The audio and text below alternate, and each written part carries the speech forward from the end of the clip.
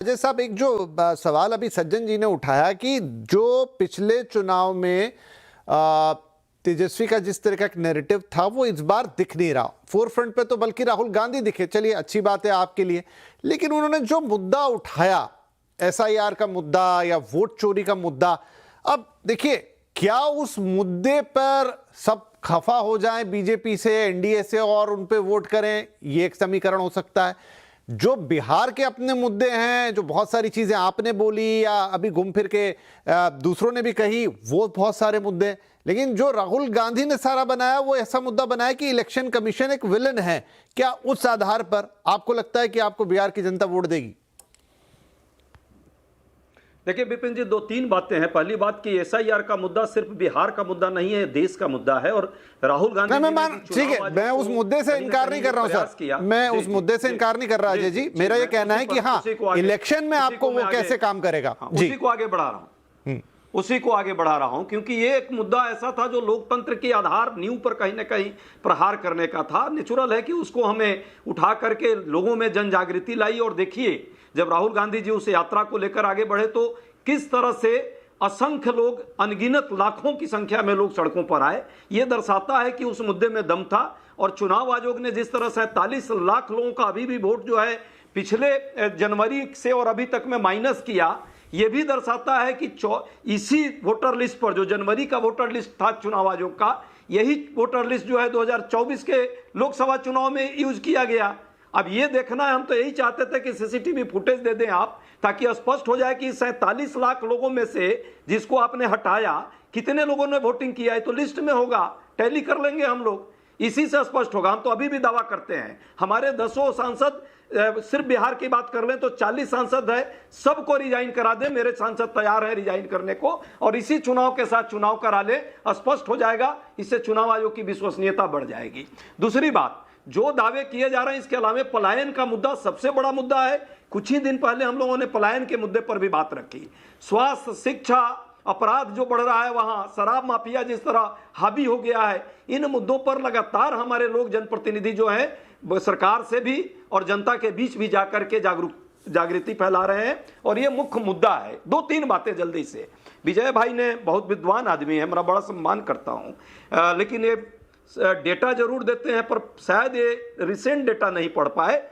17 राज्यों में बिहार जो है सार्वजनिक सेवा में, सुरक्षा के मामले में, ईज ऑफ डूइंग बिजनेस के मामले में 16वें नंबर पर है, सबसे नीचे से टॉप किया है। अब बात आती है, जब अपराध की बात की जाती है, अभी हमारे नवल जी ने भी बहुत सारी बात की है, अपराध और परिवारवाद की बात कर रहे हैं। भाई साहब, परिवारवाद अशोक चौधरी का, सम्राट चौधरी का, चिराग पासवान का, संजय जायसवाल का, आधा दर्जन से ज्यादा लोग इनके यहां हैं जो परिवारवादी लोग हैं। पर उपदेश कुशल बहु तेरे नहीं, जब इस पर प्रश्न पूछा जाएगा तो ये बिहार में कहावत है, एका बोका तीन तरों का बोलते हैं। फिर जब भ्रष्टाचारियों पर, अभी देखिए घोटालों की प्रतियोगिता वहां मंत्रियों में चल रही है, एक बात नहीं कहते हैं कि हम तो एक बात थोड़ा भी जीरो टॉलरेंस रखते हैं भ्रष्टाचार पे। तो फिर मंत्री जी का कहानी आया है, आपके मंत्री पर जब बात आएगी नवल जी, तो आप कहते हैं फिर एका बोका तीन तरों का। ये मत करिए ना भाई, जो सच है उस पर आइए, जनता इस बात को देख रही है। तीसरी बात, जो राज्य के विकास की बात कर रहे हैं कि हमने इतना कर दिया उतना कर दिया, जो डेटा दिखा रहे थे, ये भी जरा बता दीजिए। 8 गुना कर्ज बिहार पर आप लोगों ने 2005 से 2025-20 साल में किया है। कितना गुना? 8 गुना। 42,000 करोड़ रुपए का जो कर्ज था, आज 3,62 करोड़ का कर्ज उस राज्य पर हो गया। ये आपकी देन है, यही आपका विकास का गति है।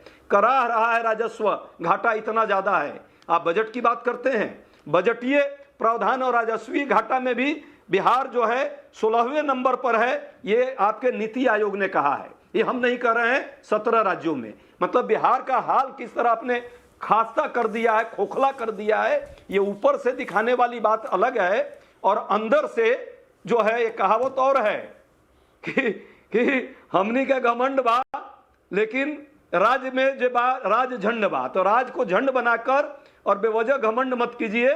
जनता अब इस सच्चाई को समझने लगी है, जनता में जागरूकता आई है। और हमें जो कह रहे थे आपकी, हमें सत्ता की लिप्सा है, नहीं है। हमने दवाई, पढ़ाई, सब में और सिंचाई में 1990 का भी आंकड़ा देखिएगा। चीनी मिल से चाय पीने की बात करते थे प्रधानमंत्री जी 2-2 बार। एक चीनी मिल कहीं न खड़ा हो पाया नया, न पुराना था वो खुल पाया। अभी भी सब बंद पड़े हैं। एक औद्योगिक इकाई की बात कर दीजिए जो इन्होंने किया है। अंतिम बात, एक लाभ जरूर है। 1 रुपए का सिक्का आप लोगों को नहीं हो तो मैं दे देता हूं। 1 रुपए के में 1000 करोड़ रुपए, 1000 एकड़ जमीन कैसे दी जाती है इनाम में, ये मोदी जी और नीतीश जी से सीखने का है। इनके मित्र अडानी को पीरपैंती भागलपुर में 1 रुपए में 1000 एकड़ जमीन दे दी जा रही है और ये कहते हैं कि घोटाला नहीं हो रहा है। ये इंस्टीट्यूशनलाइज घोटाला है, ये सरकार का तंत्र घोटाला कर रहा है। जी। और खुलेआम लूट मची हुई जी, है। ठीक है। इनके नौकरशाही के घर पे करोड़ों रुपए के नोट पकड़े जा रहे हैं। मंत्रियों का करोड़ों रुपए का नवल जी जवाब देंगे इसका, नवल जी इसका जवाब देंगे। ठीक है, अब तो चुनाव की तारीख भी है, नवल जी इसका जवाब देंगे। मुझे एक छोटा ब्रेक लेना होगा, मैं आ रहा हूं नवल जी। एक छोटा सा, हार्डली 1 मिनट का भी ब्रेक नहीं होगा। लेकिन अजय जी, वो घमंड और वो सारी वो जो कहावत आपने बोली वो रवि किशन जी और भोजपुरी स्टार्स के मुंह से अच्छी लगती है, यहाँ मत बोलिए।